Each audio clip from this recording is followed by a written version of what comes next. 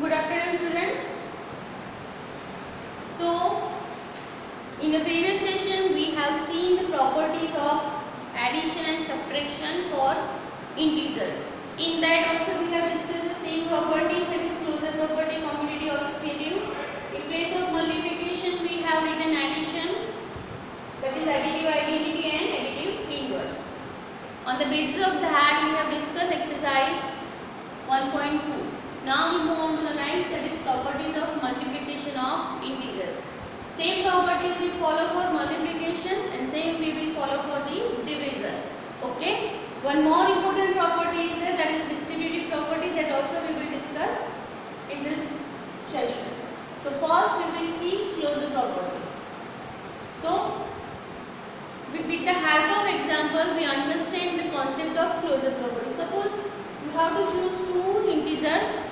Okay, suppose I have chosen minus 2 into 3. Okay, minus 2 is a negative integer, 3 is a positive integer, and when you do the multiplication, what answer you are getting? Minus 6. So minus 6 is what? Again it is an integer. Okay, you take any number, suppose 10 into minus 5. What is the answer? Minus 15. Again you are getting an integer. So what we can say with the help of such examples, if you have chosen two integers and when you do the multiplication of that integer, whatever result you are getting after multiplication, that result is also an integer. So this is all about the closure property.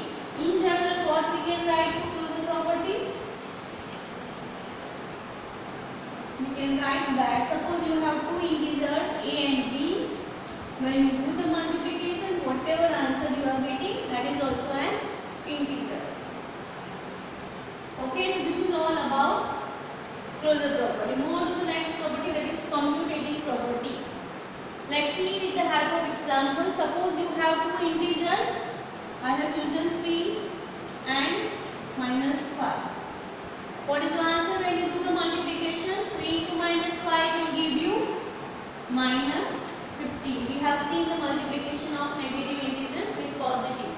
Okay, how will you do? 3 into 5, 15, minus is outside. If we interchange the order of multiplication, if you follow the rule, then it is minus 3 into 5 will give you minus 15. Now I have interchanged the order of multiplication. Now minus 5 is first, 3 is second. So what I am getting the answer? Minus outside, inside 5 into 3, 5 3s are 15, minus. See, you observe that after interchanging the order of multiplication, we are getting the same answer. Okay, if you have chosen two integers, when you do the multiplication of that integer, change the order of multiplication, then also you are getting the same answer. So this is your commutative property. So how will you write in general? A into B is equal to always B into A. This follow for multiplication.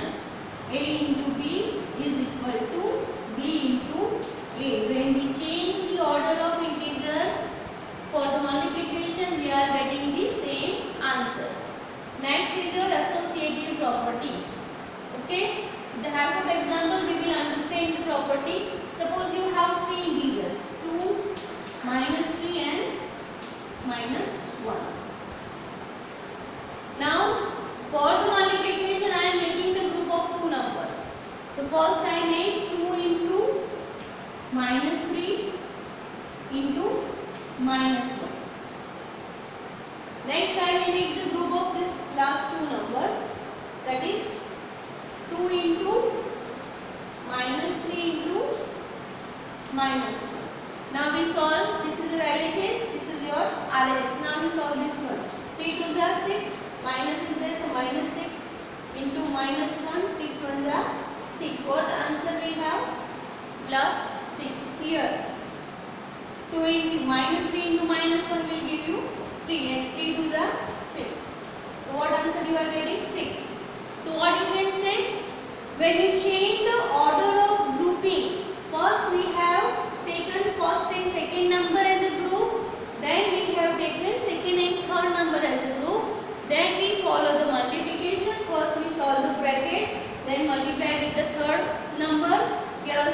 we solve the bracket and multiply with the first number. So when we change the order of group of an integer, then also we are getting the same answer. Okay, so this is your associative property. In general, how will you write this? Let's see. Suppose you have three integers A, B, C. First you group this first two numbers, which is always equal to A into B into C.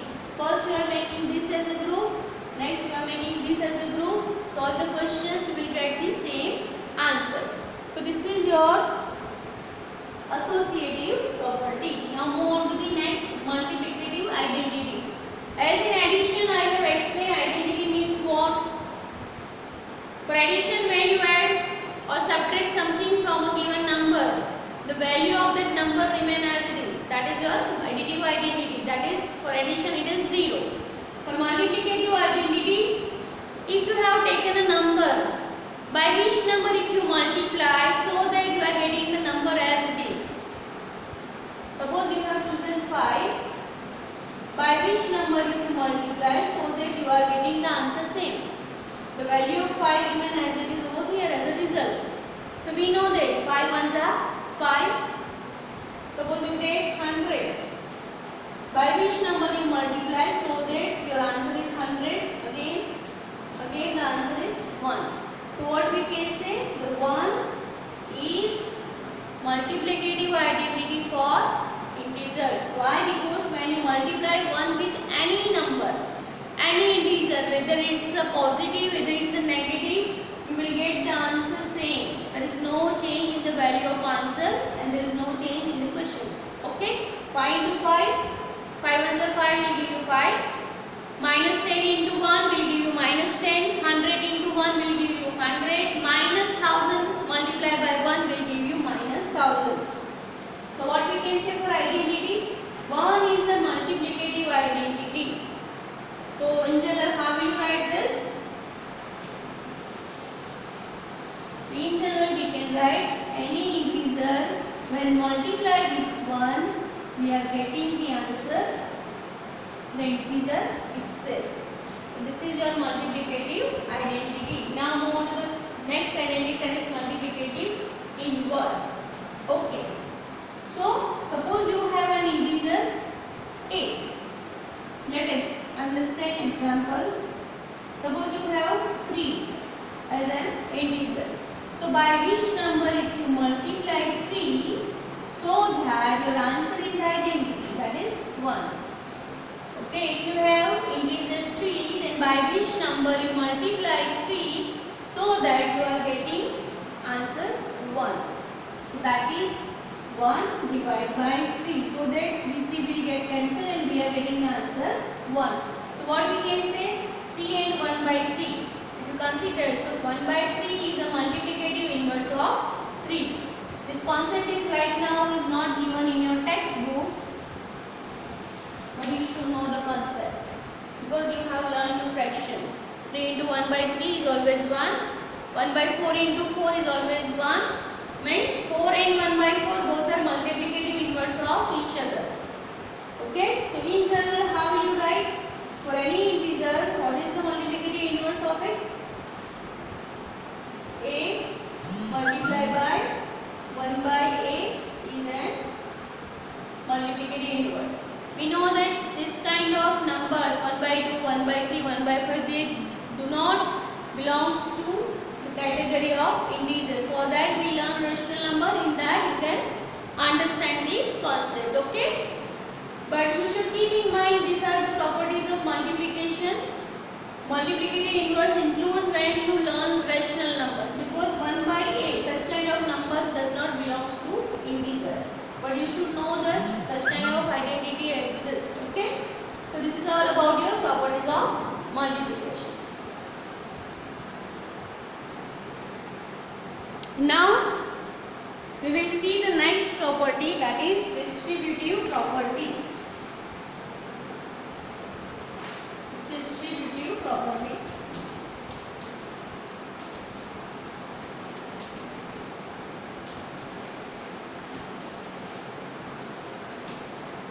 distributive property of multiplication over addition and distributive property of multiplication over subtraction. We will solve these two properties together. So first we will see distributivity of multiplication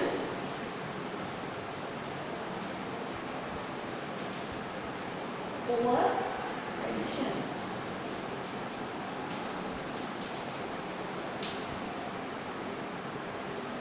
Let's consider one example.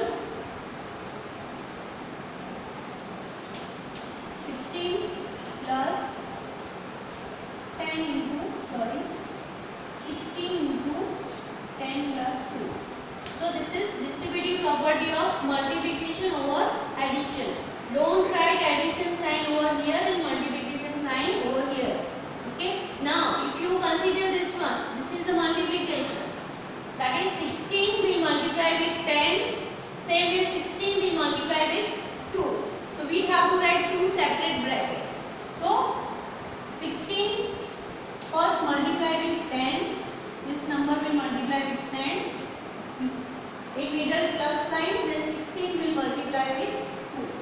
So this is your second one. Now we have to prove that when you solve this one, you will get some answer. When you solve this one, you are getting some answer. Both the answers should be equal. So let's see. LHS is equal to 16 into 10 plus 2, which is equal to 16 into 10 plus 2 is 12. 16 into 12 is what?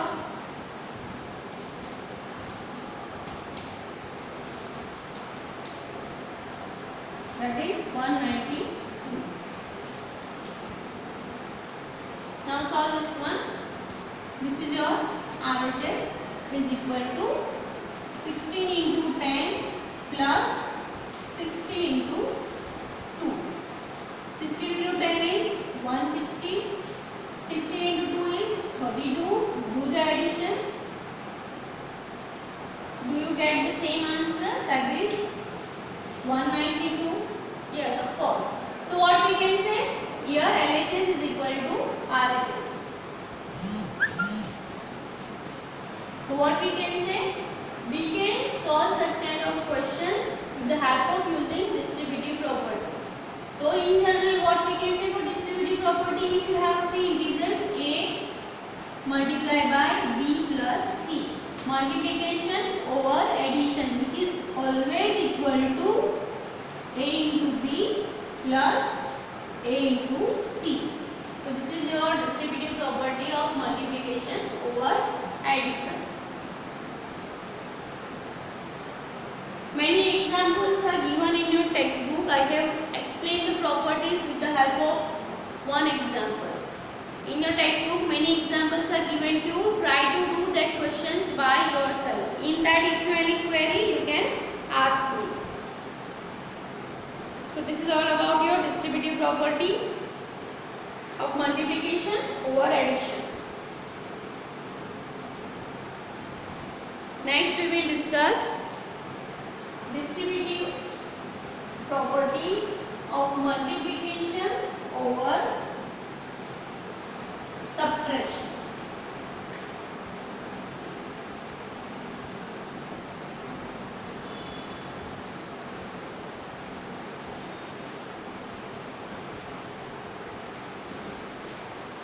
Let's see one example for this. 4 into 3 minus 8.